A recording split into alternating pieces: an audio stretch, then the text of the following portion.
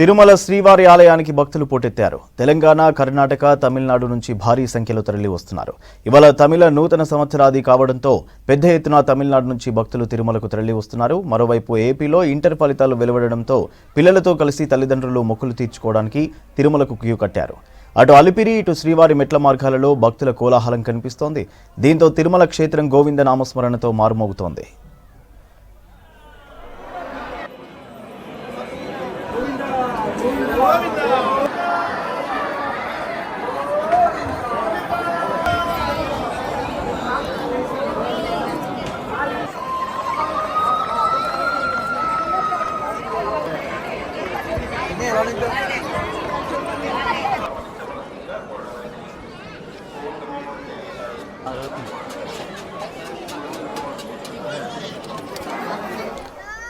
ఒక్కసారిగా భక్తుల రద్దీ పెరగడంతో వైకుంఠం క్యూ కాంప్లెక్స్ పూర్తిగా నిండిపోయింది. బయట క్యూ లైన్లలో భక్తులు భారీగా బారులు తీరారు.